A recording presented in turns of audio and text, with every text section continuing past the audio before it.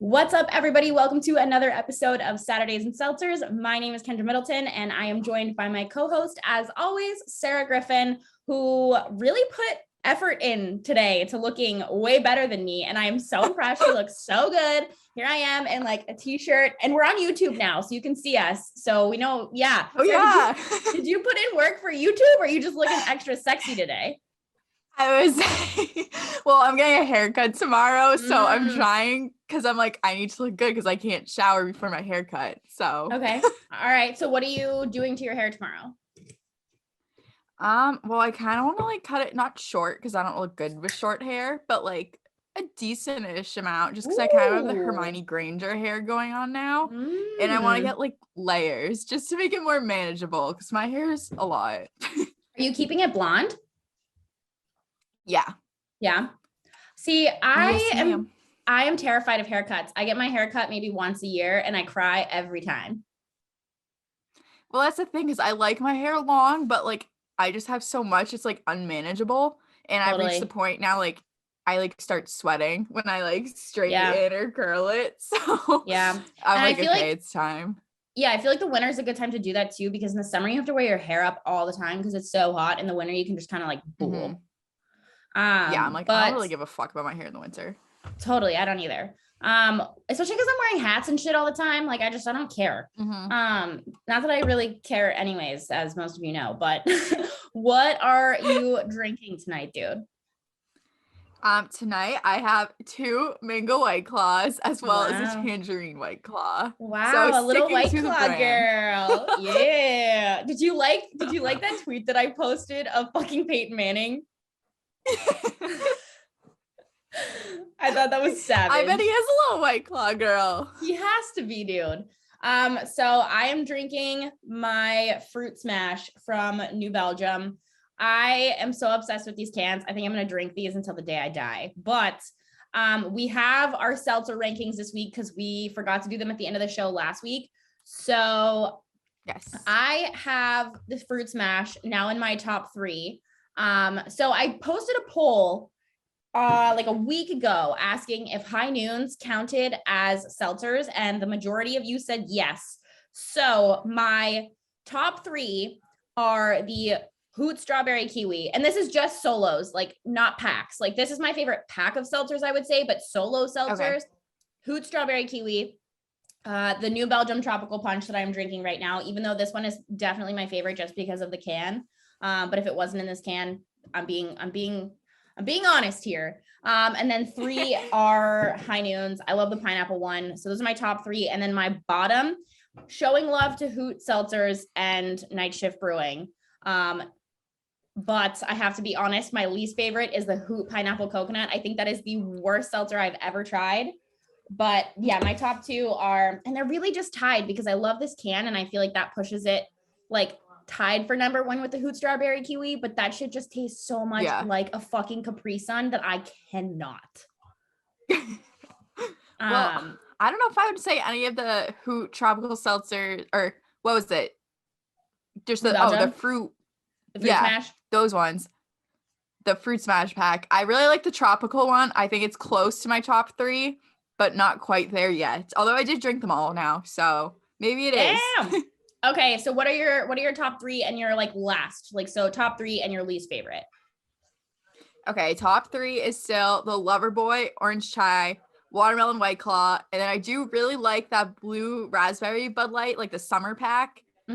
But that one is seasonal, whereas the New Belgium one, the Tropical Punch, might move up to that 3rd spot just because you can get it year round. True. Bottom, I mean, the entire fucking flannel pack is just oh my terrible. God, I forgot about that. That has to be my bottom. That's my entire bottom. Yo, I forgot about that. No. The worst. Like there's like the best one was the apple, and even I was like, no, it's like a 5 at best. Oh, yo, I like just housed an entire plate of spaghetti, and now I'm like gagging thinking about that pack of fucking Bud Light. See, I haven't eaten yet today, so I'm like, ugh. You haven't eaten yet, like, Sarah? It's 6:30. Drinking on an empty stomach. I would say this is breakfast. The second one's lunch. The third one's dinner.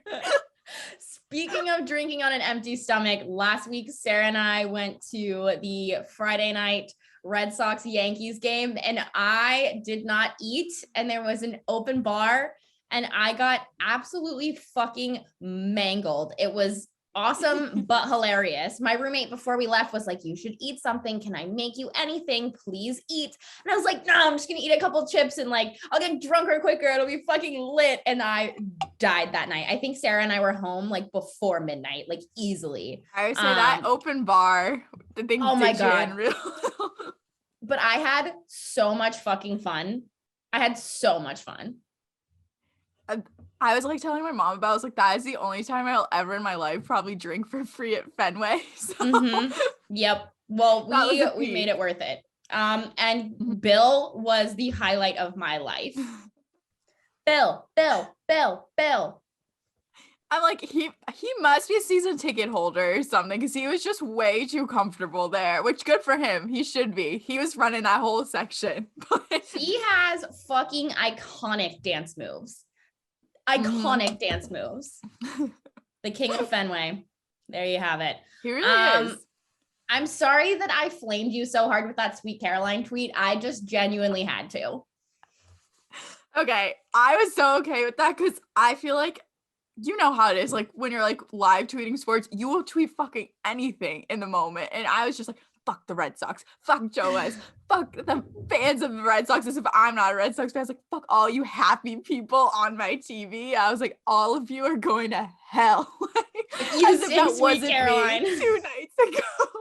Having the time of my life as they're down like 4 runs. Dude, I forgot about me standing on the chair and screaming until like the next morning when I saw videos, and I was like, oh, sick. Like, this is fantastic. But yeah, that Yankees series was an absolute shit show. And I know that you asked for a few minutes to pop off about it. So I'm going to let you pop off, and then I will give you some closing thoughts on this series.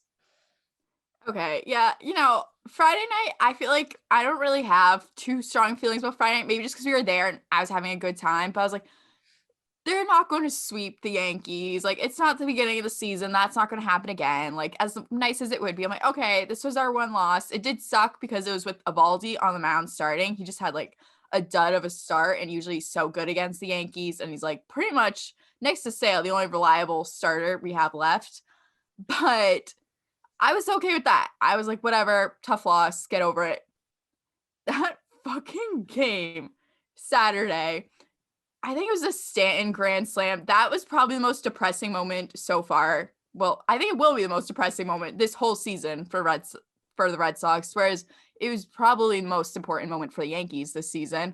I know there's like some sort of like nerdy, like little baseball reference stats, like CWPA, just like that's your championship win probability.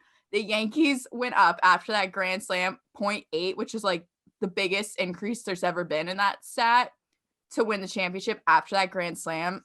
And I'm like, yep, that checks out. I feel like that just shifted the whole series from that moment on. You know, Stanton already was going off he just has been owning the Red Sox, basically. He had 10 RBIs that season, that series, whereas the Red Sox scored a whole 9 runs throughout the entire thing. So that just kind of gives you a perspective of how it looks. You know, nothing was going the right way for the Red Sox. But at the same time, it's not like the Yankees were playing great baseball. Both sides, especially in that game Sunday, defensively were horrendous. Bobby Dahlbeck, I don't know if he's scared of the fucking wall or something. But I said the same thing. He did the same thing. Mm-hmm. He did the same thing Saturday and Sunday. And I was like, okay, I've seen you make this mistake before. But when he did it Saturday, I was a little more forgiving. But then Sunday, you just made the same mistake yesterday. Like, that was right after the whole thing with Vasquez, with the drop on the transfer. And like, you needed to make that catch. Like, that at bat needs to be over. You know, Aaron Judge, get him out of there. But awful. No, that was horrendous. And I'm not saying it was all on Bobby's like defense. Like, again, it was bad on both sides. The Yankees, I was clowning on them because they had who was it? It was fucking what's his face? Gallo had that ridiculous drop. Oh my God, yeah. I would say that was like the most textbook fly ball, whatever. But yeah, the Red Sox lost that game themselves. Like the Yankees did not deserve to win that game, but neither did the Red Sox. And then you get Aaron Judge on base and get Stanton up. Of course, he's going to blast a fucking 3-run homer. It was just like the most draining, depressing series. I was so fucking mad Sunday night. Like I was legitimately furious. I was like, I'm never watching this team like the rest of the season. You know, I was defending them, saying like, oh, they're not like the 2011 team. Like, no, this is so different. It's starting to feel like the 2011 team, especially after the Orioles yesterday. Yeah. On the fucking 10-year anniversary of game 162 in fucking 2011. And I'm like, I don't know. I had a feeling, I'm like, yeah, something stupid's going to happen this Orioles series. They should sweep this. Like, there is no reason for them not to sweep the fucking Orioles, but embarrassing. No. I honestly don't like it's so bad. Like their defense is absolutely atrocious. And then on top of that, like you go into a game against the Orioles that is a must-win situation. I don't know how they're still alive at this point. And you go in with a lead and you can't hold your lead through 9 innings. Like what the fuck happened last night? Like there's no, like I tweeted the other night and I got like sort of a little bit of appreciation and then a little bit of backlash, but I tweeted and I said, I have zero faith in this Red Sox team. And I mean that. I have no faith in them. I think that they have gotten very lucky through the second half of this season to even still be in this conversation. And I think that it's 1,000%. Yeah. And it's a problem. It's embarrassing. And there's no reason that people should be blindly supporting them right now. Like they lost to the fucking Orioles in a must-win situation last night when they should have had that game in the bag. Well, yeah, and like Chris Sale's like, oh, like he was only talking about himself and his pitching. He's like, yeah, that fucking sucked. But I'm like, yeah, that did suck that he let up a 2-run home run to Ryan Mountcastle. Whatever, yeah, that sucks. But I'm like, it also like your offense can't score more. Like, I'm sorry, letting up a 2-run home run should not be the end of the game. Like that's not. And it was in the fucking 6th inning, like, and that was it. The Red Sox did not do anything else. Nothing. Like, it's not on one person. It's offense, you know. It's a team effort. It's a team sport. The bullpen's been horrendous. Defense horrendous. Starting pitching can't, like, I don't know. It was not Chris Sale's best start, especially given it was the Orioles and it was a do or die situation. But he's not really at the top of my list of people I'm mad at. Neither is Evaldi, even though he did not last very long Friday night. I just think I was saying for like the last couple of weeks trying to defend them, like, no, like I think they care. Like I think they care. I don't know about that anymore, especially given how close this wild card race has come down to. Like, I think the Mariners are more deserving, or the Blue Jays. Like, I'd love to see those two teams in there. Yeah.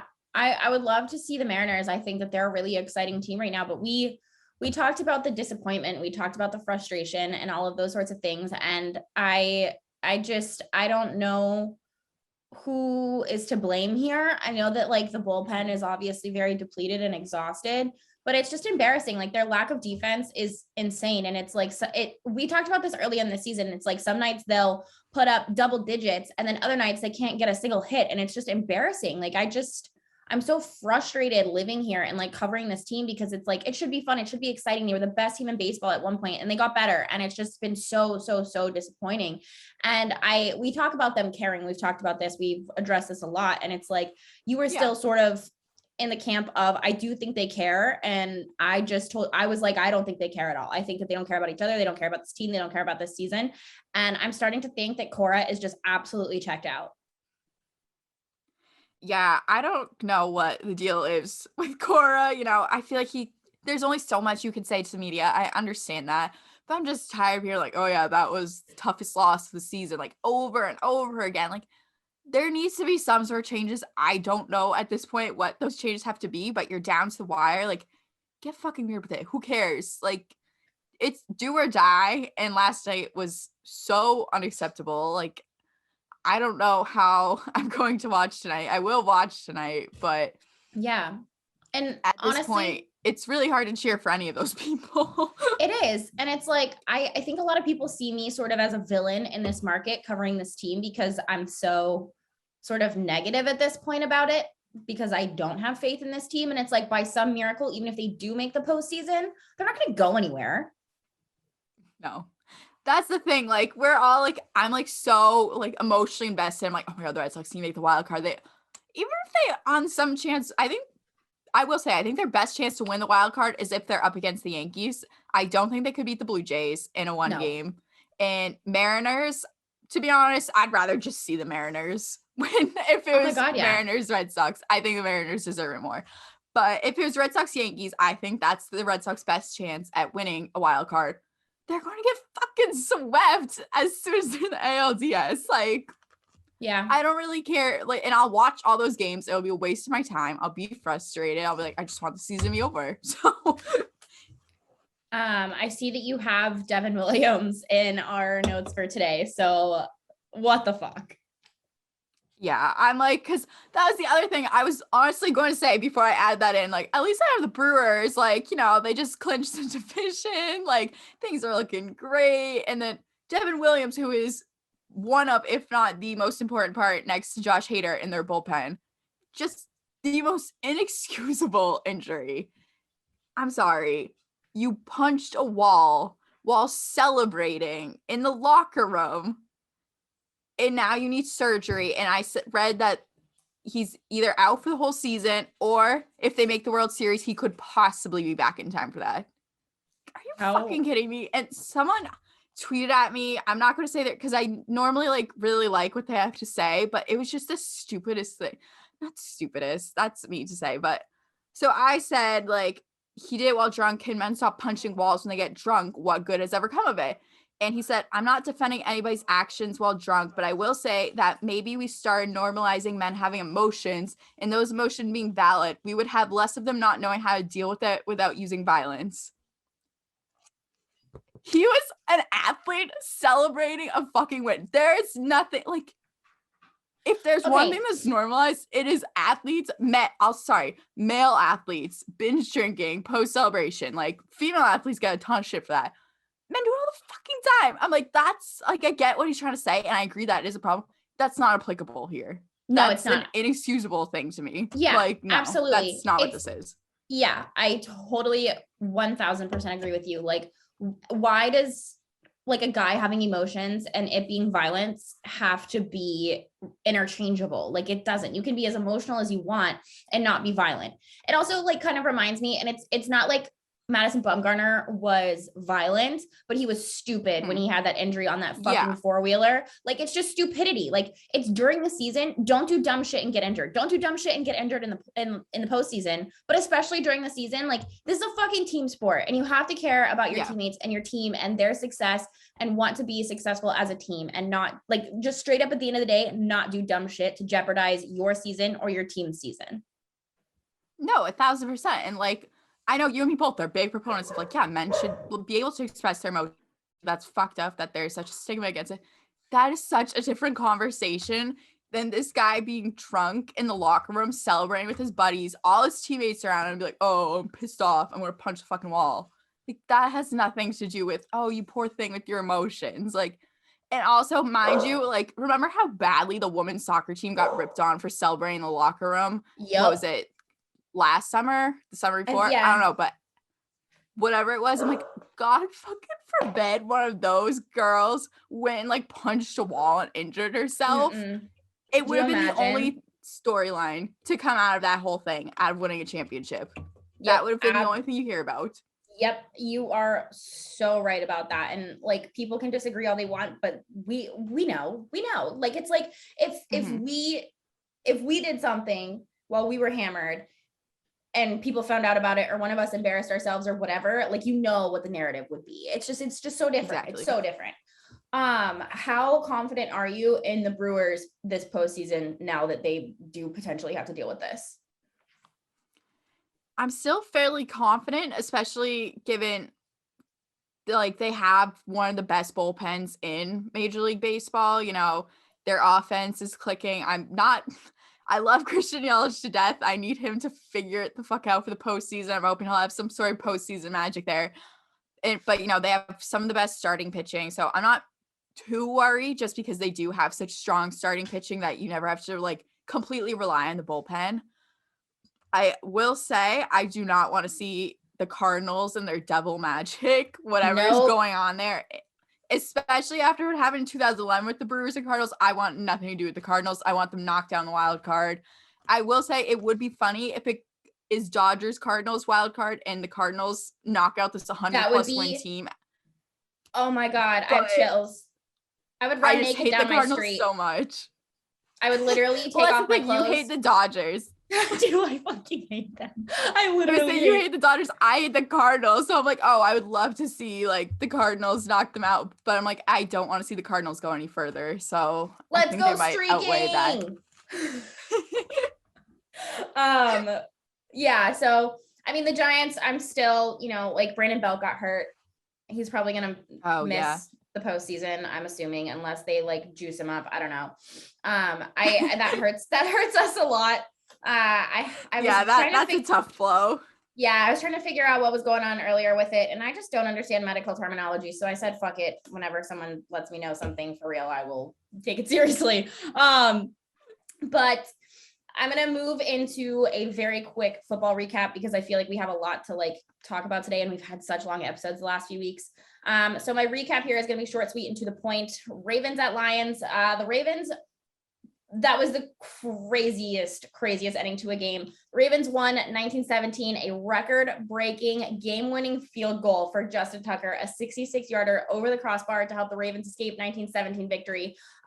Is Justin Tucker the GOAT? Potentially, let me know. I know a lot of people like to talk about Adam Vinatieri because of all his clutch kicks and like that sort of thing. So if you have an opinion about that, let me know who your GOAT is. I do think the Lions are feisty as fuck though. Like they're awful, but their attitude is like, we have nothing to lose. And I kind of appreciate that. Like they've kind of hung tight in every game that they've played. Except for like the last few minutes of the Packers game, but they really played them tough. And I think that this fuck it attitude could be really, really important for them down the stretch of the rest of the season. Chargers at Chiefs. Chargers won 30-24. A lot of people have like kept the Chiefs out of their, hierarchy of best teams. And I just don't think you can count them out, especially after a loss to a good team. And they played really tough. They're playing really well. It's Patrick Mahomes and Tyreek Hill. And I think that their biggest enemy, honestly, is Clyde Edwards-Helaire. I think that he's going to be the person to fuck them over this season, and they need to figure that out if they're going to continue to sort of be this super team. But with Josh Gordon signing with them, I think that could potentially be a really beneficial thing for them if he can stay sober. But honestly, I was talking to my roommate about this earlier this week, and I love that Josh Gordon is sober. I really hope that he has like an absolute revenge tour, but it would be something if he plays better when he's fucking hammered during games. Because I love Josh Gordon too. I just think he's like adorable and I want him to be successful. But I'm like, Jesus Christ. I'm like nervous for him because if something goes wrong or if like he doesn't perform up to standards, he's going to get ripped apart. Roasted. Yeah. So like that's my concern is that like what if he actually does play better when he's fucked up? Like I'm glad he's getting the help that he needs, but that's like a huge possibility. My other takeaways from this game, I think, like I said, the Chiefs will be fine. They're both 2-1 now. And I think both LA teams could seriously be absolutely filthy. Sarah, before I get into my opinions about the Saints and Patriots, how do you feel? That was shitty. That was just a shitty fucking game. I think the offensive line has been horrendous pretty much all season. I mean, it's only been 3 games, but it's just tough to watch.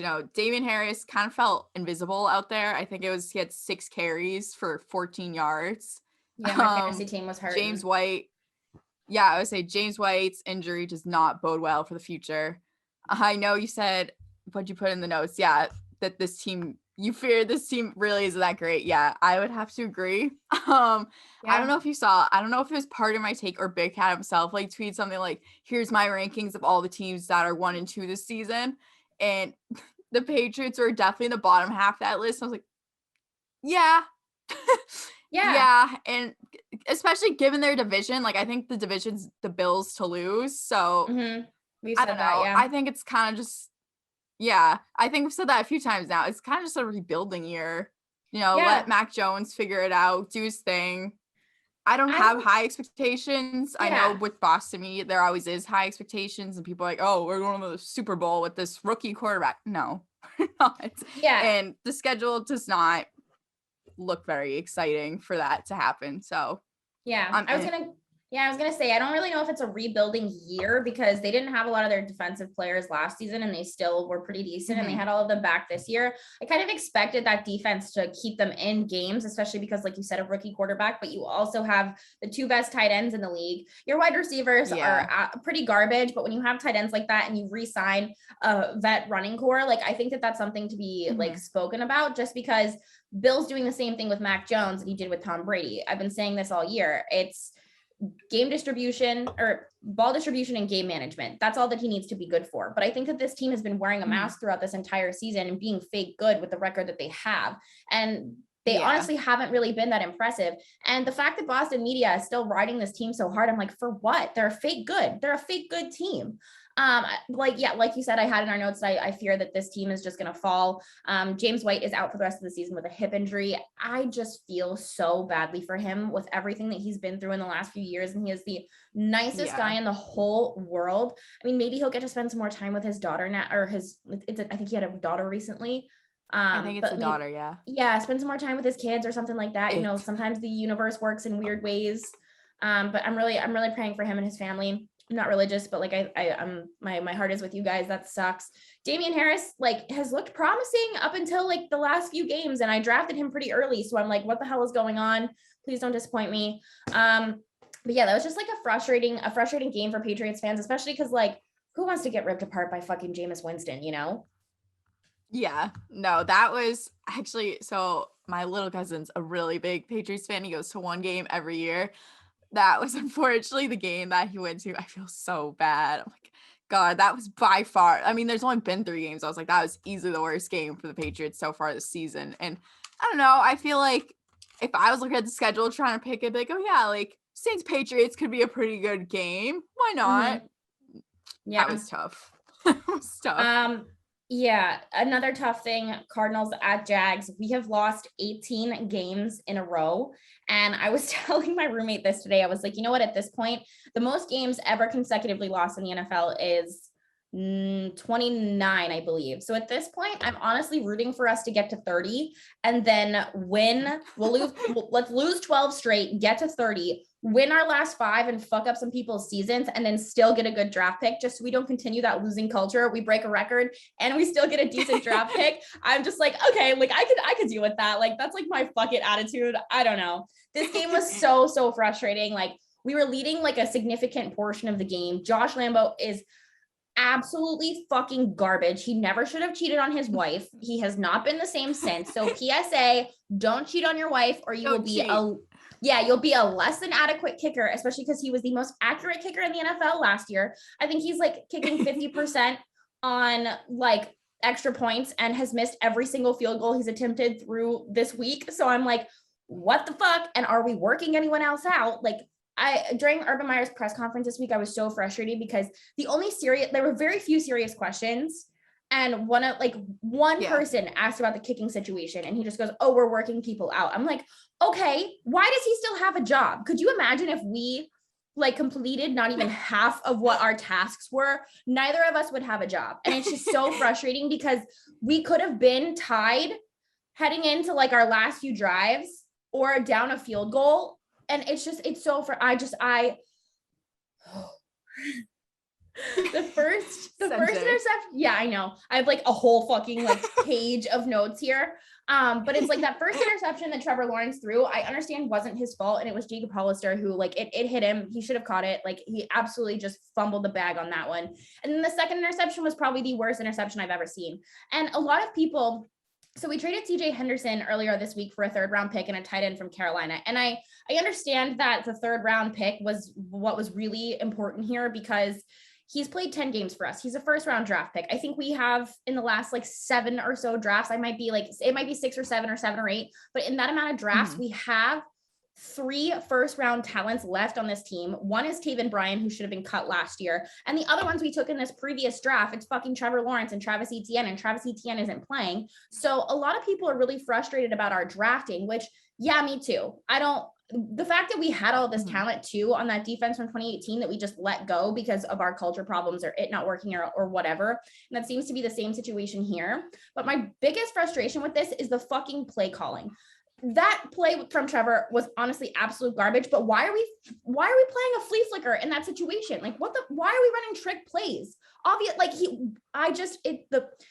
oh my God, I'm like the fucking hierarchy of problems that we have going on right now. I'm like, our drafting sucks. Our coaching sucks. Our play calling awful. Yeah. And it's not Trevor's fault. Like, he's not playing well. He's not making great decisions and he's not getting the ball out fast enough, but it's like, it's not his fault. And a lot of people are either blaming him or whatever, but it's like our drafting has been absolute dog shit and we can't keep anybody on this team because of fucking culture problems and people not being happy. So honestly, the people saying CJ Henderson wasn't working out because he was a weird guy. Honestly, if I were an African-American guy and Urban Meyer was brought into my locker room and then brought Chris Doyle in a week later, I probably wouldn't be happy to be on this team either, honestly. Yeah. So all of you can fucking kick rocks. Anyways, on to something positive about this game. So last week, Jamal Agnew had a kick return for 102 yards. He broke the at-home record for the longest kick return in franchise history, and he broke his own record this week with a 109-yard kick return, and it was fucking electric. I haven't seen the stadium that happy in a long time, especially to be on an 18-game losing streak after this week. Like, I think that put a little bit of life into the team, and then bad play calling and stuff like that is just, that's the reason that it just got bust. Yeah, and Urban comparing playing in the NFL to playing Alabama every week is just absolutely insane. Like, does he do that? He did. He said that it was like playing Alabama every week. It's like, well, what the fuck did you think was gonna happen? It's the fucking NFL. But I think to this point, like, what happened with that kick return was the fact that it's the NFL. It doesn't matter if you're playing a dog shit team, like, it's still the NFL. Yeah. Like, what happened was they attempted far too long of a field goal. Jamal Agnew was in the end zone, caught the ball and ran it back for a touchdown. And it's like, why would you go for a field goal in that situation, knowing that he was going to miss and that Jamal Agnew was sitting back there, who's the best returner in the league right now? And it's like, why? That was just dumb play calling. Like, you're still in the NFL, you know, like you can't do that here. It doesn't matter if you're playing the worst team. I'm just convinced that, like, God hates us at this point. I know I said that earlier this week when I was making depression cookies. I got a lot of response about that, which was kind of hilarious. But yeah, I'm just convinced that, like, the football gods hate us. So whatever. and it seems to check out. All my Jaguars knowledge comes from you. It sure seems that way. So it's just frustrating. I'm so frustrated. I'm like, that's why I'm like, okay, well, let's just, you know, break the record for the most games lost in a row, ruin some people's seasons our last 5 weeks, and then get a decent enough draft pick and move the fuck on. Because nobody in this draft is really impressing me that much anyway so far, so whatever. A few more games to review from last week, and then we'll get into our Thrive picks. Bucks Rams, like I said, I think the LA teams are very serious with the Rams win 34-24 over the Bucks. Matt Stafford revenge tour. He looks really good. I think that he's just been on a dog shit Lions team for his entire career, and now he's given an opportunity to be good. And I think after this loss, Tom Brady is going to have a fucking field day back at Gillette. And I think that correct me if I'm wrong, I think that it would be very Tom Brady of him to absolutely fucking destroy Bill Belichick with with Gronkowski. Words are hard. No, you're absolutely right. I have no faith for this game coming up. I don't think it's definitely going to be one to watch. Obviously, just given the whole narrative behind it, I'm kind of already sick of hearing about the Brady week thing, to be honest, but it's not going to be pretty for the Patriots, I think. And then it's just going to twist into a bunch of new narratives on that Bill's going to have to answer, and he's not going to answer. It's going to be so funny, like, whatever. I'm just kind of fucking sick of it. I'm sure Bill Belichick is more sick of it than anyone, but we're just going to hear about this game for years. I honestly think that this is going to be the most watched regular season football game of all time. Oh, 1,000%. I feel like everyone, like, does not matter if you hate the Patriots, hate Tom Brady, hate Bill Belichick. Everyone's been talking about it. Yep. I already have a couch. It is going to be must watch, but yeah, I already have a couch reserved at the casino. Like, I'm ready to go. Like, I am so ready for this. Like, and honestly, as much as, you know, I say that I'm the villain in this market and whatnot, I will continue to be the villain just because I am, like, I'm not a Bucks fan. I'm not a super team fan. I'm not whatever, but I would love to see Tom Brady come into a place and absolutely run away with a game against his former team that should have treated him better towards the end because he gave them everything. And people are like, well, Bill gave him the opportunity to be great. And it's like, well, okay, but he's still obviously won all of those championships for you guys. So I would love to see him come in here and prove his point. See, I don't know how deep in on Patriots Twitter you are, just given the fact you are in New England or whatever. There's been a huge, like, obviously I don't partake in it, I just kind of observe this huge, like, division between, like, are you actually a Patriots fan or you're just a Tom Brady fan? There's a lot of, like, self-proclaimed Patriots fans like, I want Tom to come in and just absolutely, like, destroy, like, embarrass them. And so people are like, are you sure you're not just a fan of Tom Brady? Because I'm like, I'm not like some diehard, but I'm like, I want the Patriots to fucking win. Why wouldn't I? That's the team I like. That's the team I cheer for. Like, I like Tom. I hope he's successful, still. But not this week. I don't want him to be successful. What the fuck? Yeah, I actually voted in a poll yesterday that was like a New England-based like sports page. And it was like, are you Patriots forever or Tom forever? And it's a New England page. Like it was a New England like football meme page. And I think that the vote was like 60-40 Tom forever over Patriots forever. I would say, okay, I voted in a poll a couple days ago, so something similar than that. And it was like 70-30, but it was like 70 in Patriots, but 30 Tom. I'm like, for Patriots fans, that 30% of you, like people that live or die and think Mac Jones is bringing them to the fucking Super Bowl, and 30% of you like, no, I want them to lose this week. That's insane. And it's like, okay, Mac Jones might eventually bring you guys to a Super Bowl, but it sure as shit is not going to be this year, brother. No, it's not this year. That needs to be shut down. Like, we need to get rid of Patriots fans need a fucking reality check. Like, absolutely. And I think that they're going to get it this week to see what an actual Super Bowl team looks like. I'm just waiting to see. Imagine, I feel like there's going to be a lot of Patriots fans that are like, I actually am cheering for the Bucks from now on. Like, now that I've seen Tom up against the Patriots, I'm a Bucks fan. Oh my God, they're going to come out of the fucking woodworks. Anyways, the Packers at 49ers game, I have one comment and one comment only. Aaron Rodgers is fucking fantastic. That's it. That is the tweet. I have nothing else to say. And then the last game of the week was Eagles Cowboys. I was so high for this game. It was great. I smoked like 2 joints to the face and it was phenomenal because this game was a shit show. Cowboys 41-21. This division is such a shit show all the time. I do think the Cowboys look legit though on both sides of the ball. Both sides of the ball played really well the other night. And I think that Jalen Hurts is maybe a little bit better than we gave him credit for originally. I think he's going to be fine in the NFL. I after what I've seen this season, despite the loss, despite the struggles that the Eagles are having, I think that Jalen Hurts is going to be fine. He's an NFL quarterback. He's here to stay. And I think that Zeke said, seriously, fuck the haters in this game. Like I said to sit him in week 1 against the Bucks and not any other game. And I genuinely meant that because he put up 0 numbers that week and has been absolutely on like a fuck you guys tour since. I think it's been awesome. And I'm happy for him. Like I hate Ohio State. I hated him when he came in the league and like his whole, shtick was the crop top, whatever. But now that he's being doubted and he's proving people wrong and kind of just putting his head down and working, like I appreciate him a lot more as a human being. That's fair. I like that. Yeah. I appreciate, and that's what life is about. Growth, people. Character development. It was a character development moment. Totally. And I feel the same way about Trevor Lawrence. When he first came into the league, when he was at Clemson, I hated him. Even when we drafted him, I wasn't high on the guy, like I've heard things, everyone hears things about people, but I follow his wife on Instagram now and he's very much growing on me. It's mostly because of his wife, Marissa, but I actually follow her. She's very cute. I love her. She's adorable. I think that he genuinely loves her. He was just a dumb college kid at one point, and I love their dog, even though I think it's ugly, but have you seen their dog? It is a little ugly. It's so ugly. Their dog's so ugly.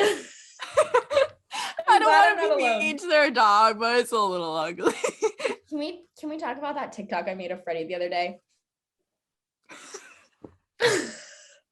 Paws, like, because I'm like, do his paws actually look like that? I think it's just that picture, because then I went back, it's like, no, I'm like, it literally looks like he's like on his like toes. Okay, James. For his ice cream. I have been laughing about that since. Like, I honestly, oh my God, that was when I was so high watching the Eagles Cowboys game. I made that TikTok and I was just so stoned. I was like, you know what? This is going to be fucking hilarious. Also, I live in Massachusetts. For anyone coming for me, it's legal. Fuck you guys. I burn, get over it. But like, I was like actually like on my floor in hysterics with tears running down my face while making that. I thought it was so funny. And probably nobody else does. So you know what? Whatever, go me. I laughed. I'm gonna preview this week really quick. Super loaded week in the NFL. Thursday night football. Oh my God, Sarah. Thursday night football is Jags Bengals. We get to watch the Jags and Joe Burrow's butt at the same time. I would say that is probably the only Jaguars game I will watch just like by my own free, just because I like looking at Joe Burrow. So I will be watching that one. This is so exciting. We can live tweet. It'll be so fun. So you're rooting for the Bengals. I'm obviously rooting for the Jags. So that'll be fun. Yes. And Joe Burrow was obviously the first pick last season and Trevor Lawrence was the first pick this season. So I think that's like kind of what the media is highlighting because there's really nothing else to talk about. Yeah, the big storyline there. Yeah. So that'll be fun. I think we will do the same thing that we did last week. We'll show a little bit of fight. We're going to act like we're pissed and like ready to go and we're still going to lose in like the fourth quarter. I just think that the Bengals are the better team and I'm excited, no matter what, at least Joe Burrow's beating the Jags this week. Yeah, we always cheer for Joey B. Joey B 5 ever. We should just get Joe Burrow like ass tats. We should. That'll be my first ever tattoo. Just Joey B. Property of Joey B. I wish there was a way you could get like, that after he won the championship with the cigar. I want that. No, you know what I want instead of a tattoo? I want Joe Burrow to brand me with a cigar on my ass. That's what I want. That's my new life goal. Who amongst us does it? Who does it?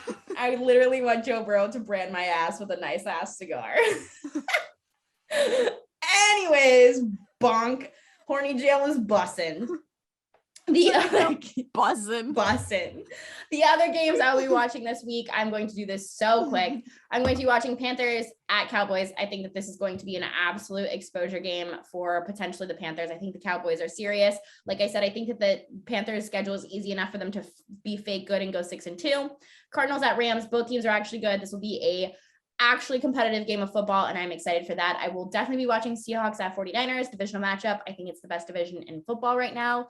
Come for me on Twitter if you disagree.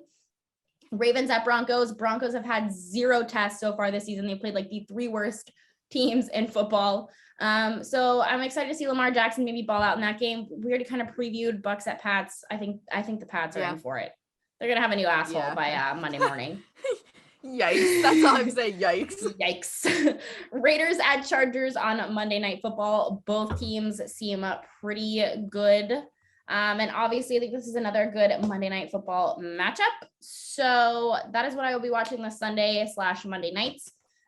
Tweet me to keep up with me on Football Sunday. Next segment is our Thrive Fantasy segment. At always, it is obviously brought to you by Thrive. Thrive is a daily fantasy sports and esports app for player props. With Thrive, you can eliminate the countless hours of research and focus only on top tier athletes that have the biggest impact on the game.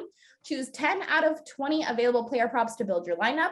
Each prop is assigned a fantasy value for both the over and under. Hit the most props and rack up the most points to win a share of the prize pool. Use promo code SNS when you sign up today, and you will receive a 100% instant first deposit matchup plus 100% instant first deposit match up to $250. Best offer of the year, limited time only. So sign up for Thrive this week with our code, and instead of matching your first bet up to $100, they will match it up to $250. New users who deposit $10 will get one free entry into their $15,000 guaranteed Thursday night football ticket. And new users who deposit $100 get one free ticket into their $15,000 guaranteed prize pool for this week for the 50K NFL situation. As always, last week I got my ass kicked on Thrive and in fantasy football. So I think that my biggest mistake last week was obviously, first of all, with these new, apps and stuff. There's always bots who are gonna kick my ass because I'm actually making picks. But I also picked everyone on Wednesday. And I think that was my biggest mistake, was not kind of watching the matchups build up to Sunday. So I'm going to sort of I'm actually going to play again this week. So I'm putting money down, and you should too. Tweet me, play me. I'm going to actually submit my picks on Sunday, but I'm going to pick them right now after Sarah reads who she has picked so that I can kind of get an idea of who I want to pick. So Sarah, who are you picking this week? I would say, okay, obviously this is based off of my thought process alone, where I go off of vibes. So the vibes. I have Josh Allen over passing yards 280.5. I took the over on that.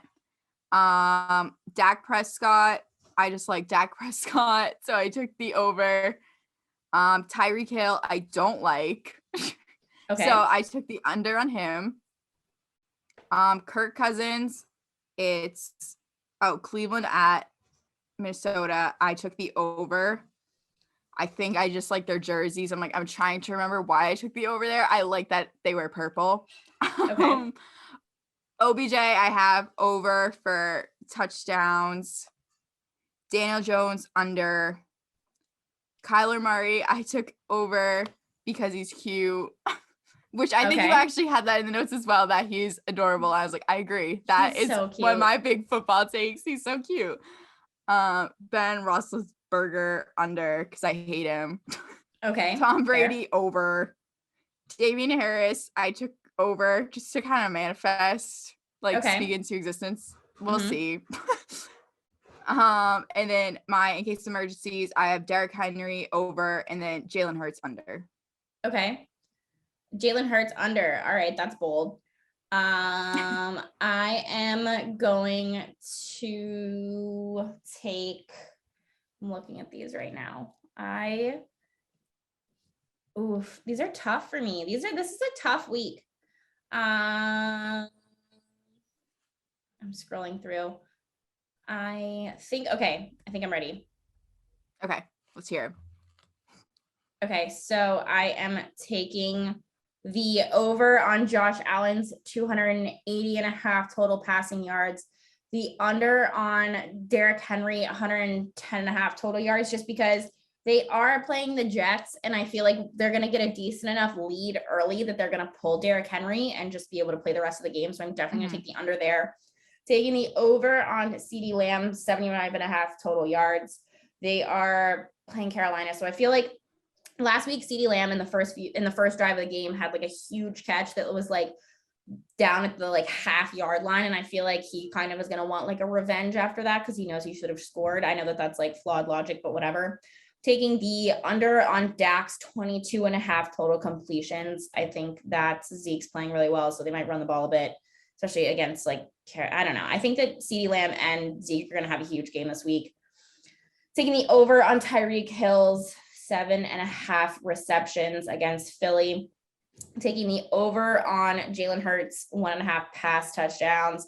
The over on Allen Robinson's 62.5 yards. They're playing Detroit. And I think Allen Robinson's one of the best options that they have on that team. I'm taking the over on Cooper Kupp, 7.5 total receptions against Arizona. And I'm taking the over with 25.5 total completions for Tom Brady because I think that he is just going to pop the fuck off. And I'm taking an under on Damian Harris, 1.5 total receiving and rushing touchdowns. I think that that's a lot, especially since he didn't have a great week last week. And then my ice, I am going to take the under on Roethlisberger and getting 250.5 total passing yards. So those are my Thrive picks for the week.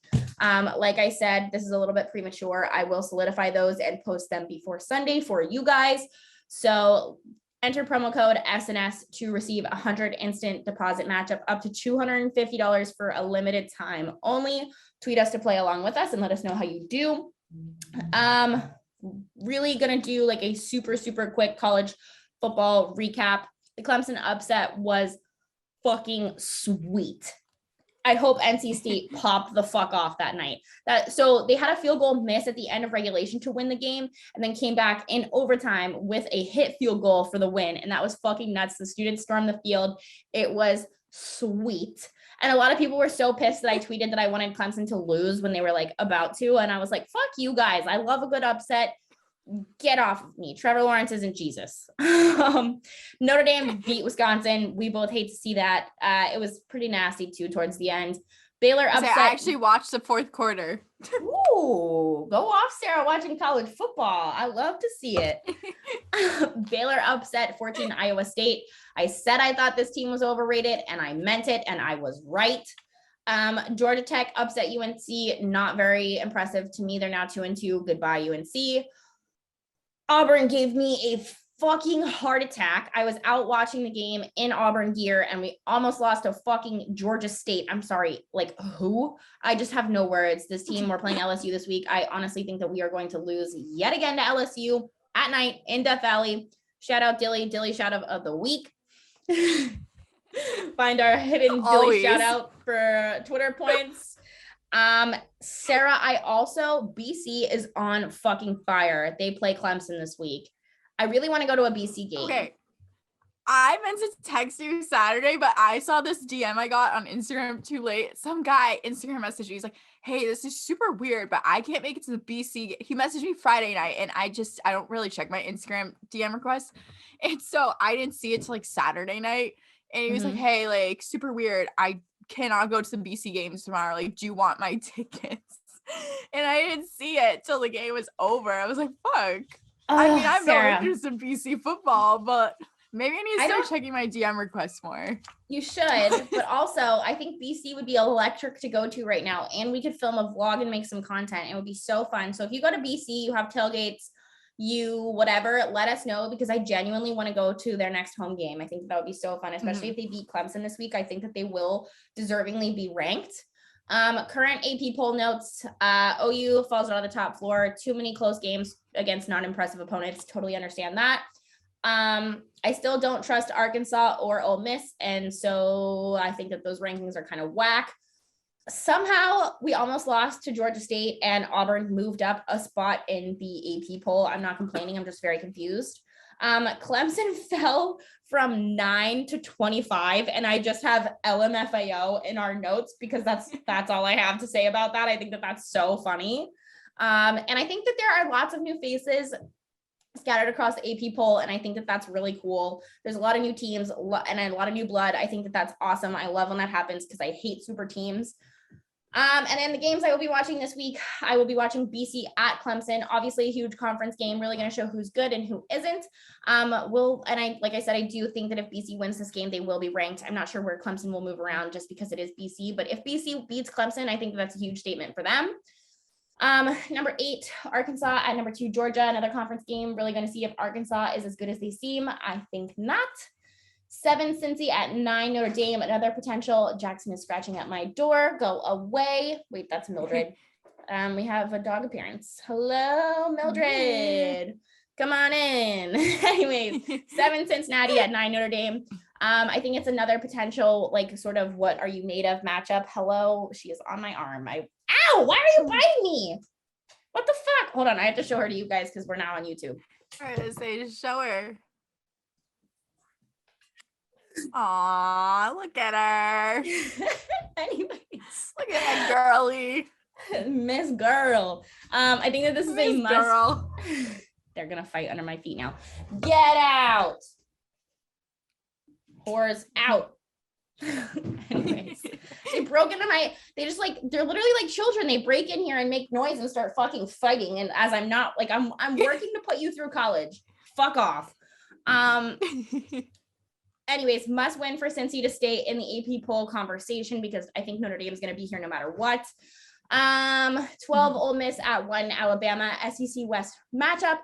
Alabama's going to be fine. I think Ole Miss needs a reality check just as much as Arkansas. And Auburn at LSU, I already said that I'm worried after that Penn State game at night. So I think it's a must win for both teams. And that's all I have to say. I'm out of breath. Woohoo! Bruins are back. Go baby. college football. Yeah. Bruins, hell yeah, the Bruins are back. What are your early thoughts? Okay, so I have been watching. I watched both preseason games now because what the fuck else do I have to look forward to right now? The Red Sox aren't worth it. My thoughts, so Capitals versus Bruins, my biggest takeaway from that, obviously it's preseason, like it's early thoughts for a reason. I've been saying it since the end of last season. I was like, Jake DeBrusk, don't trade him. He's going to have a redemption year. And already, first goal of the preseason for the Bruins goes to Jake DeBrusk. He wins in the shootout. You know, he's talked to the media so many times already. He's like, I get it. Like, people want my head on a fucking stick. Like, I feel like every year there's like someone on the team who's a punching bag for the Bruins. And before him, it was Danton Heinen. Like, I think now it was definitely Jake DeBrusk last year, which, yeah, he did not have a good season. You know, he had 5 goals with 14 points and 41 games. He was a healthy scratch multiple times. But I also think he was kind of set up last year to fail. And again, I'm not saying like, oh, Bruce Cassidy like doesn't want to see Jake DeBrusk be successful, whatever. But, you know, he was on that second line. He got bumped down to the third line. And he was on the third line with Charlie Coyle and Nick Ritchie. And I just don't think the chemistry was there. You know, he's playing on his offside. And now he's on, you know, Nick Ritchie. I think he's with the Maple Leafs now. So is Kasha, actually. But yeah, and Charlie Coyle's moved up to second line as center, take Krejci's spot. I've already, like, again, this is only going off the one game in the preseason. I like Jake DeBrusk with Holla and Foligno. I think that's how you say his name. I think already there's a clear chemistry there. He looks a lot more comfortable. You know, he looks more like himself. I think last season his issue was he just was not confident, and it doesn't help when you have the Boston media coming at you constantly. He's constantly on the trading, like everyone wanted him gone. Same thing with Chris Wagner. No one wanted him traded, but I think he was another one that was getting degraded by the media 24/7. And I know he said a couple of times that he's like, I don't really go on social media anymore because of all these people just coming at you all the time. I think it's for the best for those guys, because obviously we all know how brutal the Boston media is. But I think he's in, you know, for a good season, Jake DeBrusk specifically. Chris Wagner, I think will have like, I just think both those two were kind of at a low point last year. So they can only go up from here. And we haven't seen much from Chris Wagner yet. Whereas Jake DeBrusk, again, it's just off one preseason game. Can't really make any big decisions off that. But he just seems more comfortable and more like himself. And that was nice. And then goaltending, I know Bruce Cassidy said there's no set in stone goalie situation considering Tuukka's not coming back till January. You think so? I hope it is, because I love Swayman. I think it absolutely has to be. You know, it's just tough with like Allmark with his contract and his NHL experience. You know, he's played in, I think it's 112 games professionally, whereas Swayman only has 10. But at the same time, like Jeremy Swayman is the future. Yep. And if we're waiting around for Tuukka to come back, let Jeremy Swayman. That maybe that's just like stupid of me to like say like, oh, let this 22-year-old kid be the one. Nope. Like let him get his reps in. Like I get we signed Elmark like for a reason. We need that veteran presence. Good, yeah, he can help Swayman. He's not the future though. I totally agree. And it's tough because like Allmark, you know, whatever. He's coming from the Sabres, so he was one of the worst defenses in the NHL. So his numbers don't look glowing, and he didn't look great in the game against the Rangers the other day. I'm like, whatever, it's preseason again, not that worried. I know they said in their upcoming game, I think it's against the Flyers, the preseason, they're going to have a lot more regular, like actual everyday players in that game than just like prospects. Where I will say, you know, who I really liked in the Capitals game, Fabian Lysell, I think that's how you say it. They're like number 1 pick from 2021. He's 18, so we're not going to see him at the NHL anytime soon. But for an 18-year-old, he looked very comfortable playing. And, you know, the Caps weren't exactly putting out like bottom tier guys. Like Tom Wilson was playing in that game. That's scary to be put up against your friend. Yeah, fuck Tom Wilson. Always fuck Tom Wilson. But, you know, he looks good. He's one that I'm excited for down the line, like way down the line. And then another one I'm looking forward to is Jack Stanika. He put on 15 pounds. Fun fact, he was the first professional athlete I've ever interviewed when we were down when he was in the Providence Bruins. So I'm like, I will always cheer for him. I kind of want his breakout year to be last year, but the opportunity really presented itself. I think now with like the kind of line shifts with like the second line and the third line, and we really don't know what's going on with the fourth line. I think this will be the breakout year for Stanika. I know I said that last year, but you could quote me. I think this is the year.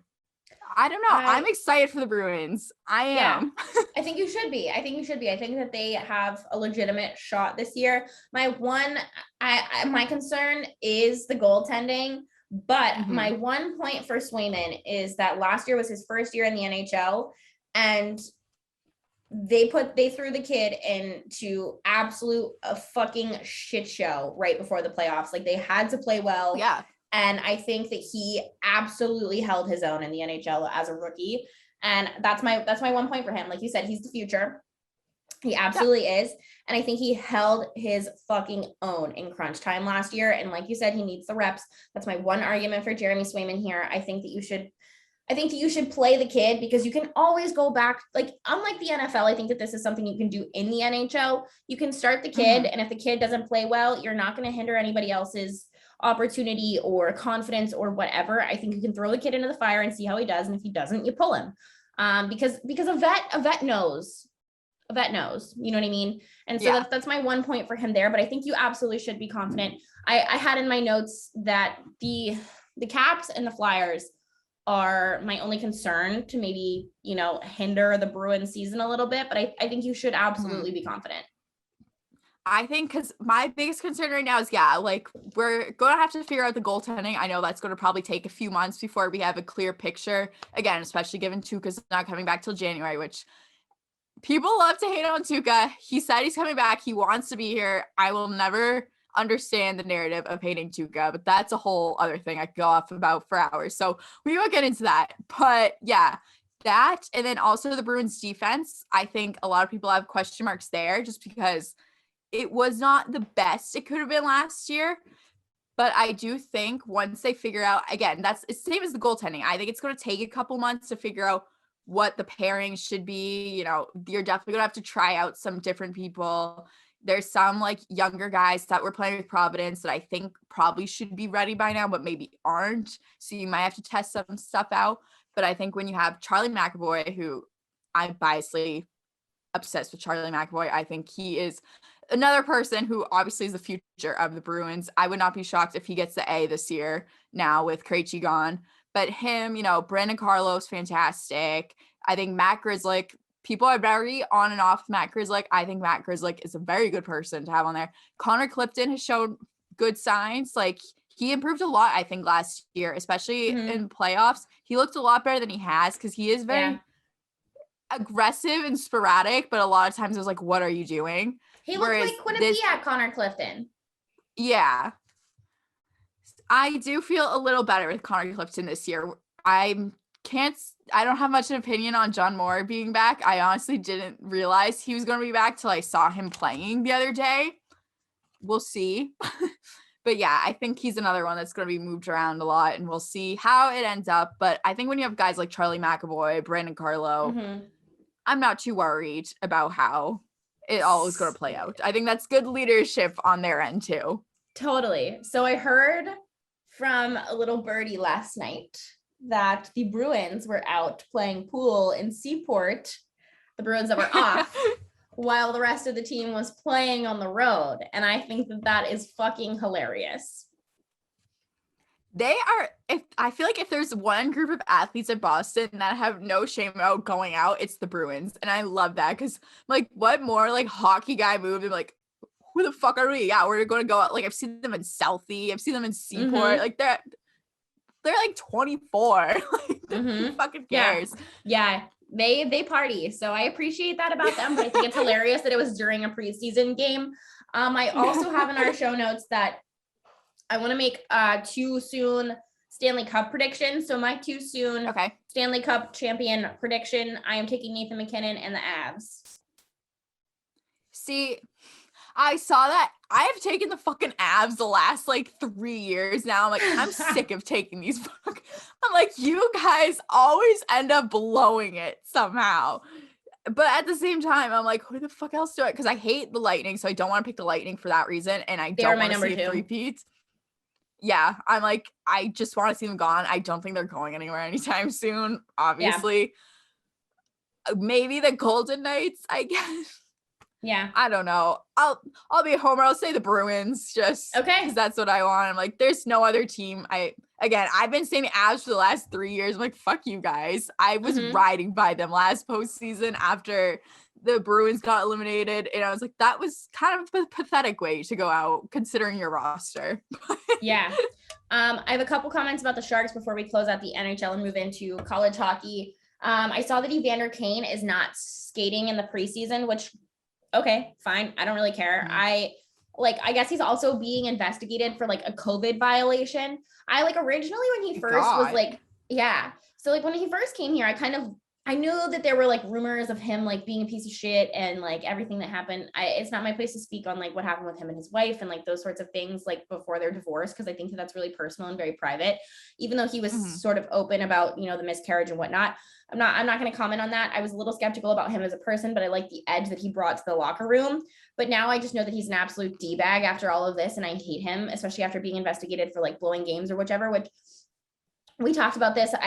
He had one of the best statistically speaking seasons in his career. So I don't know how true that is, but after everything that came out with his wife and him partying and not paying child support and stuff like that, I think that it's repeated behavior at this point. Therefore, I am no longer supporting him. I don't really care if he's on this team. I don't have high expectations for the Sharks this season. I just don't think they're going to be super competitive. And we don't really have like our goaltending is just so up in the air too. And we've lost a lot of like our vets and like things like that throughout the season. So I don't have high expectations for us. Maybe it'll be like similar to the Red Sox where they have a good season because nobody had expectations or whatever. I'm hoping so, but that's how I feel about them and their preseason. I feel like there's not much. Oh, well, there is that fucking Devils prospect. That's the only other big NHL news. I don't even know how to say his last name. I'm not going to attempt it. The Nikita kid, he's 22, retiring from pro hockey to pursue a career as a social media influencer. Good for you. Good for you. I'm confused.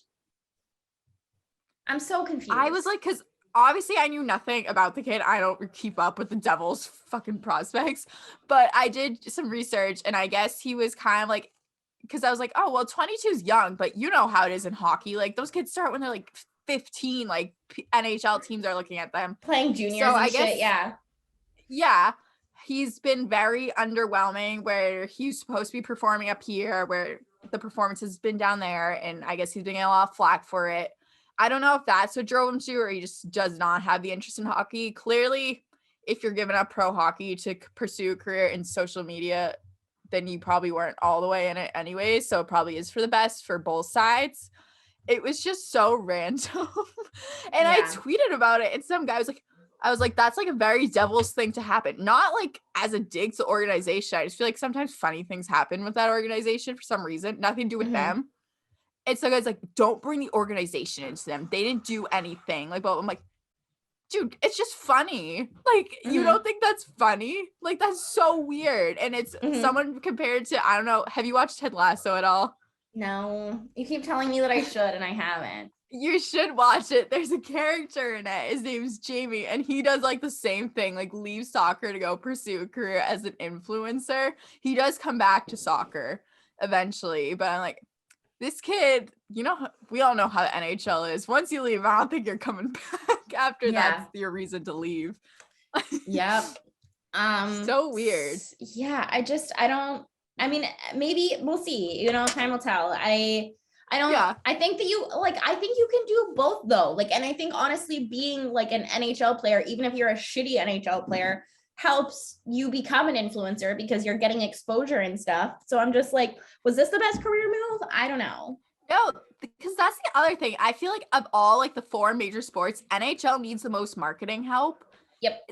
They need someone like that that's like putting their life out. Like most NHL players, like we were just saying, they're very normal people. So they're also kind of pretty private. We don't know much about their personal lives. you don't see a lot of them putting themselves out, like putting out vlogs, like Instagram stories like that. Like that would have been cool, even if he's not the best player around, like just to have someone like with a real social media presence. Cause I think the NHL needs that. Yeah. Or like behind the scenes sort of stuff. That would be, you know, like, I mean, I'm sure that you have to be careful about it because you don't want to expose like your team or anything that you guys are doing, but I think it would help the organization and maybe like sell jerseys, sell merch, like get clicks, like those sorts of things, but you know, you never know. So the college hockey season is also quickly approaching. Sarah, do you have preseason thoughts? I haven't done much research into the whole thing. I was just looking at the polls. I saw BU for the USCHO D1's men hockey poll. They have BU at number 10, which fair. But then the Hockey East poll, like the coaches one that they put out, they're ranked 2. And like BC was 7 in the overall poll. And that's why I was kind of about. I do think BU in the Hockey East should be lower because I don't have the highest of expectations for BU this year. You know, obviously didn't they have like a bunch of kids transfer too? Yeah, I would say I have one of my friends actually just transferred, and he like, because I made a tweet about it and he texted me, he's like, BU is going to be awful this year. I was like, I don't know if they'd be awful. I feel like he was biased saying that just he left to go somewhere else. Where'd he go? But I'm like, I don't know if I would say awful. Minnesota Tech. Or no, Michigan Tech. And I was like, I don't think they'll be awful, but no, I don't think to say they're going to be number 2 in the Hockey East is fair. I mean, the Hockey East in general, I think it's UMass's to lose. No, totally. It has to be. They're the champs. Like it is theirs to lose, no matter whether their like entire team graduated or not. It's yours to lose. Yeah, like I saw a couple kids from BU transferred. I know someone went to Ohio State and like those sorts of things. So I'm very confused by that as well. I saw that UNH was like pretty far down the Hockey East poll as well. Yeah. And I might get fired for this. But I'm gonna say it because I think that I'm gonna get very deep for a second. One of my favorite but least favorite things about myself is that I am willing to throw it all out there, whether other people like it or don't. And if I lose my job for this, I don't think that anybody's gonna listen to this. They might, I don't know. I think that UNH, they have an issue. I love Mike Souza. I really do. But I think that he is the reason that this team isn't as good as they could be. And this is going to be, I think, the first season with all of his recruits. So this is a very like defining season for him because, you know, before this year, there were still people coming in from Dick Humili's recruiting class and stuff like that. So I think that this is absolutely a statement year for him because his team hasn't been as good as they should be. And they've had a lot of talent. You know, we had a kid who was on Team USA last year. We have Angus Crookshank, who is with the Senators and doing all of this stuff. Jackson Pearson's unreal. We have a lot of talent. Mike Robinson was drafted by the Sharks. Like there's been a lot of people that have come in and out of this program who I think that should have made us a lot better. But I think that a lot of kids don't really want to play for him because he's just so serious and hardcore all the time. He's one of those coaches that's like, you have to be clean shaven. Your hair has to be cut. No hats in the weight room. Like those sorts of coaches. And it's like, these kids are 18 to 23, 24 years old, depending on juniors. And it's like, I think that when you have kids that age, you can't really be that military style coach like Bill Belichick or, you know, whomever. Yeah. I think that you need to let people grow playoff beards and wear a hat in the weight room and things like that and sort of rally your team behind you. And obviously these kids came to this school to play for this coach because that's who they wanted to play for. This was the best offer that they got. But he's had so much talent that I don't think he's properly utilized, especially coming from like the Dick Umile area with, you know, Marcus Vela, Art Nazarian, like all those kids a couple years ago, Anthony Wise, like those kids were unreal and he had so much talent and we just went nowhere. So my concern is that, you know, he's being too tough on these kids and not letting these kids be kids to the point where they want to play hockey and have fun. So like I said, I might get fired for that. If I do, thanks for my time at UNH. If I don't, awesome. I love being, you know, I love being a part of the UNH hockey scene, but I think they should absolutely be better than what they are right now. And I'm really hoping that with this being the first season of all of Mike Souza's recruits alone, that they might make a run for it. Do I think that they will? No, but should they? Absolutely. See, I feel like that's another reason that I think UMass has been so successful. You know, again, they're obviously a newer hockey program, but I think Greg Carvel has done such an amazing job. Like he gets just as much notoriety as all those kids do. And like, rightfully so, like that's his team. Like he knows what he's doing. I think there's definitely like, I don't know what goes on in the locker room, but there's definitely some sort of like actual respect going on there, and he just seemed like a genuinely like good guy who wants his players to like have fun. That UMass team, like, again, I'm not a UMass fan, but I was cheering for them because, Massachusetts, whatever. But no, I think they're going to be dangerous for a while for that reason. And I think it starts with him. And I think that's another reason with like UNH, it comes down to like coaching and leadership and whatnot. And like you're saying, like, you need to let kids be kids to a certain point. Yeah, I think that having fun is a huge part of why kids want to play college sports or, go to the next level or whatever. It's not a job for them yet. You know what I mean? Like, it's not like I have a family to provide for. I need to put food on the table. I have, rent, blah, blah, blah. They can still have fun. And that's why people continue to play sports they care about in college, even if they think they're not going to go pro, or even if they are like, well, I could, but I'm also chasing a degree. I think that that's something huge in college sports. I also put in our notes, do we think the Hockey East dynasty is dead? And just because I think that they had last year at the start of the season, I want to say they had 5 teams in the original AP poll. And I think this year they're down to 3, maybe 4 from what I looked at today. And I honestly think that in the Frozen Four last year, there were 3 Minnesota teams and 1 Hockey East team. They were lucky to escape with that victory. So I personally think that the Hockey East dynasty is dead. Obviously, this is where a lot of the, talent and stuff comes out of from the NHL, but I don't think that it's going to be as dominant as it used to be. I used to consider it, the SEC of college hockey, and I don't believe that anymore. Yeah, I would say I'm looking at that poll right now, and yeah, it's just a lot of Minnesota on here.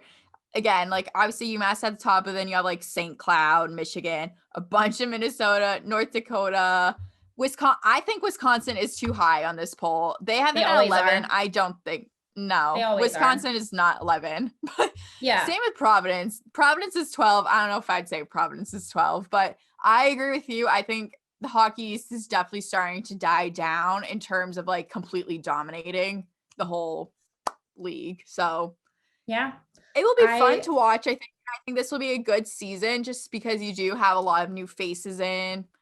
It'll be interesting. I have very low expectations for BU just because, again, they had most of those guys transferred out. I'm not really 100% sure why.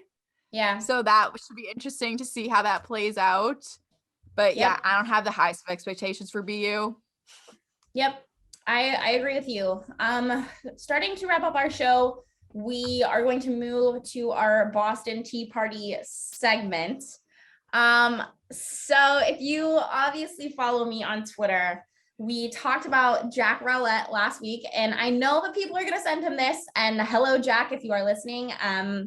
Hey, so Jack, I posted a video, which we talked about last week, of him that I thought was so funny, of him being like, oh, I just drank, 9 beers in 8 seconds. And he quote tweeted it and was like, oh, I know the guy, if you like want to message him, whatever. And so I messaged him. He was so sweet, asked me out on a date, was like, can I get your number? XYZ, texted back and forth like 3 or 4 times. And he ghosted me and then kept liking my tweets, kept liking tweets that we were mentioned in and stuff like that, and just never responded and didn't reply to anyone who was like asking him questions about it. And I'm like, okay, well, first of all, what was the point of you, 1, pretending to ask me out, 2, doing it publicly and privately? If you were going to ghost me after 5 or 6 text messages, are you clout chasing? Were you not interested? Was it something that I said? Like, be a man, use your chest, use your words. Like, it's not that hard. And my most important point here is that when I quote tweeted that video and I said, I want to be this kid's best friend, I said the word friend for a reason. I didn't say girlfriend or I want to go out with this kid or whatever. So you know what? You can take my pity friendship and shove it up your ass. And that's how I fucking feel. Do you have any? I was like, I don't know how this is going to go. I don't know what direction this is going to be taken. But just anyone you can shove it up your ass is like my favorite way for that to end. I don't know all the details, obviously, there, but I'm like, okay, so like I said friend on purpose at first. And then like I kept seeing these videos of him and I was like, okay, he's cute. He's funny. Like he's not the hottest guy in the world, but like he's hilarious. And I'm like a personality person. So I was like, okay, you know what? I'll give this kid a chance. He's saying he's going to come to Boston. And he literally said to me, he said, I've been meaning to come to Boston, and a date with you sounds like a good enough excuse for me to go. So were you like gaslighting me? Are you a gaslighter? I said friend on purpose, and I was willing to give you a chance, and you fucking blew it. So you know what? Adios, brethren. I know that someone's going to send you this. So hi, if you're listening, don't Mercury retrograde your text me your way into this. Get the fuck out. I'm over it. I'm done. Sergio Perkovic or bust. Is this like worthy of a mic drop? Yes. I was saying that it always comes back to Sergio. Mm-hmm. Yep. Sergio Perkovic or bust. Never hear any of this. Honestly, I know someone's going to send him this, but I would rather die alone at this point. So that's all I have to say about that. Sarah, do you have any tweets of the week? He's lucky I'm not drinking tequila because I'd really lay into it. Honestly, that was a lot tamer than I thought it was going to be. Good for me, keeping it tame. I mean, isn't that what I'm known for? I say, of the two of us, God knows. I behaved. Yeah. I kept God, it, I have any tweets of the week. You did keep it PG. I'm happy. I'm very even proud spelled of you. ass. I didn't even say it. I spelled it. ASS. ASS. Okay, I have a few tweets of the week, but do you have any while I look for these? I do. Oh, okay. I don't think I do. Okay. I think did I read the Hello Damsel tweet last week? I don't know.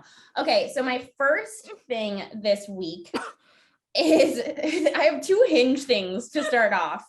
So one of my pictures on my Hinge profile is me with a Nesson microphone covering a game. And some kid messaged me and he goes, "You sang at a hockey game?"